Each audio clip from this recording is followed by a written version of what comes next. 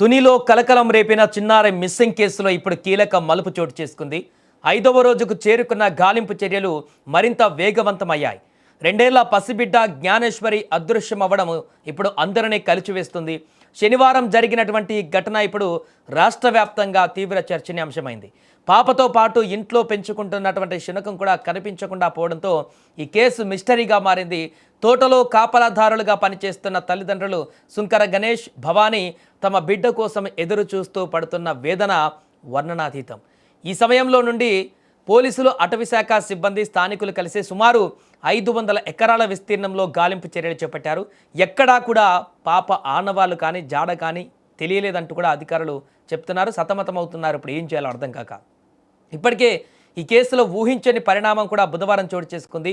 మూగజీవిగా భావించినటువంటి ఆ పెంపుడు కుక్క తిరిగి ఇంటికి రావడంతో అందరిలో ఒక్కసారిగా ఆశలు రేకెత్తించింది. అయితే శనివారము పాపతో పాటుగా వెళ్ళిపోయినటువంటి ఈ శునకము మళ్ళీ తిరిగి రావడంతో ఈ శునకం జాడ పట్టుకొని వెళ్తే పాప అడ్రస్ దొరుకుతుంది అనుకున్నారు.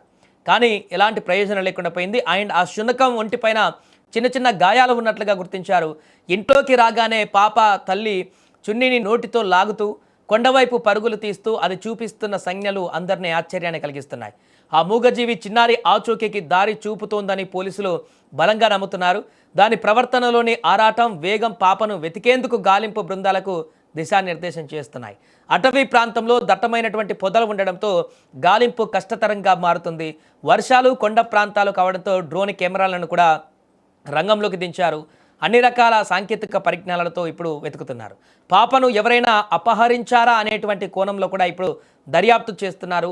లేక అక్కడ అడవి పందులు కానీ ఇతర క్రూర మృగాల సంచారం కూడా ఎక్కువ ఉండడంతో ఆ ప్రాంతంలో కొంత భయాందోళన కూడా నెలకొంది.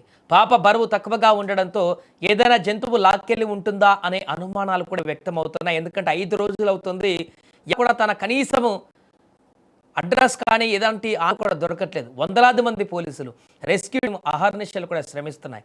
ఆ క్షేమంగా తిరిగి రావాలని గ్రామస్తులు కోరుకుంటున్నారు. పోలీసుల బృందాలు ఆ కుక్కను ఆధారం చేసుకొని కొండపైకి దూసుకు వెళ్తున్నారు. అయితే ఏ క్షణమైనా ఒక మంచి వార్త వినాలని అందరూ వేచి చూస్తున్నారు. గాలింపులో పాల్గొంటున్నటువంటి వందలాది మంది అధికారులు స్థానిక పరిస్థితులను నిశితంగా గమనిస్తారు. ఆ కుక్క ఇచ్చేటువంటి సంకేతాలే ఇప్పుడు మారాయి. ఆ చిన్నారి కోసం జరుగుతున్న ఈ పోరు నిరంతరం కొనసాగుతుంది. త్వరలోనే పాప దొరుకుతుందని అధికారులు ధీమా వ్యక్తం చేస్తున్నారు. ఇక తల్లిదండ్రుల రోదనలు చూస్తుంటే గుండె తరుక్కుపోతుంది. ఎంతో అమాయకమైన ఆ పాప సురక్షితంగా బయటపడాలని అందరి ప్రార్థనలు ఆ దేవుడి వైపు పయనిస్తున్నాయి. తుని ఘటనలో అసలు ఏం జరుగుతుందో తెలియక స్థానికులు కూడా అక్కడ తీవ్ర ఆందోళనకు గురవుతున్నారు. పోలీసులతో పాటు అక్కడ ఉన్నటువంటి స్థానికులందరూ కూడా, గ్రామస్తులందరూ కూడా ఇతర ప్రాంతాల నుంచి వచ్చి కూడా ఒక తోటలో వెతికేటువంటి ప్రయత్నాన్ని కొనసాగిస్తున్నారు. సో ఇప్పటికే దొరికినటువంటి అనేక ఆధారాల చేత పాప ఎక్కడికి వెళ్ళుంటుంది అనేటువంటి కోణంలో కూడా దర్యాప్తు చేస్తున్నారు. పూర్తిగా ఈ అంశము పెద్ద చర్చనీయాంశంగా మారింది. 5 రోజులు అవుతుంది. ఆ పాప కనీసం 5 రోజుల నుంచి అంటే ఎవరైనా కిడ్నాప్ చేశారా, లేకుంటే అక్కడే ఎక్కడైనా తోటలలో ఇరుక్కుపోయిందా, ఇరుక్కుపోతే 5 రోజుల నుంచి తనకు తిండి తిప్పలు లేకుండా పాప ఎలా ఉంది, అక్కడ కనీసం అరుపులు కూడా, సౌండ్స్ కూడా వినపడినటువంటి పరిస్థితి ఉందంటే ఏదైనా జరగరానిది ఏమైనా జరిగిందా అనేటువంటి ఒక భయాందోళన కూడా కలుగుతుంది.